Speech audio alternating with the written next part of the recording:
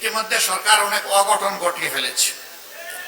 কেন্দ্রীয় ব্যাংকের গভর্নর নিয়োগ, ইসলামিক ব্যাংক সহ বিভিন্ন ব্যাংকের দিকে কালো হাত, বিশ্ববিদ্যালয়ের যোগ্য বিসিদেরকে সরিয়ে দিয়ে দলের একান্ত অনুগত দলের কর্মীদেরকে বিসি হিসাবে বসায় দেওয়া, জেলা পরিষদের মতো গুরুত্বপূর্ণ জায়গায় নিজেদের দলীয় ক্যাডার এবং নেতাদেরকে প্রশাসক হিসেবে বসিয়ে দেওয়া, এইভাবে একটা দলীয় শাসন, একদলীয় শাসন বাংলাদেশে কায়েম করার চেষ্টা করা হচ্ছে। ইতিহাস ভুলে গেলে হবে না, শেখ মুজিবুর রহমান সাহেব একদলীয় বাকশাল কায়েম করেছিলেন না, অর্ধ বছরও ক্ষমতায় থাকতে পারেননি এরপরে। সুতরাং একদলীয় শাসনে দেশের মানুষ মেনে নেবে না। সংসদে দাঁড়িয়ে বিরোধী দলকে তুচ্ছ তাচ্ছিল্য করার এই সংস্কৃতি চালু করেছিল আওয়ামী লীগ।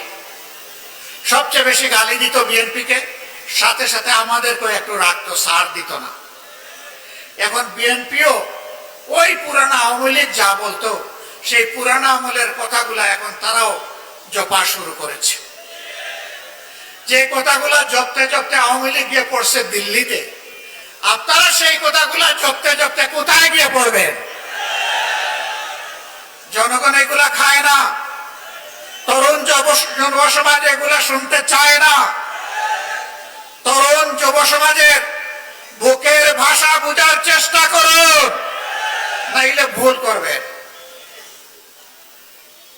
আমরা আশা করতে চাই সরকার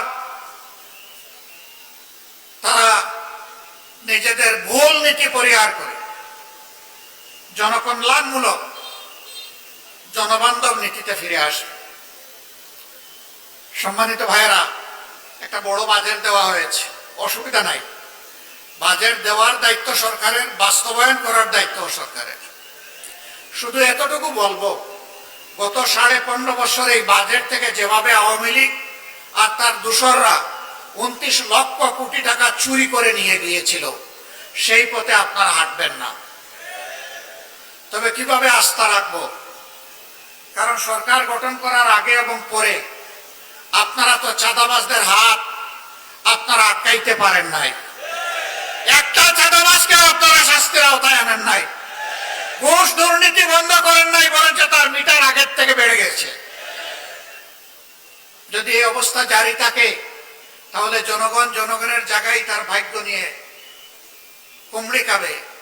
আর কিছু দলকানা কিছু মানুষ এবং কিছু গোষ্ঠীর হয়তো ভাগ্যের পরিবর্তন হবে।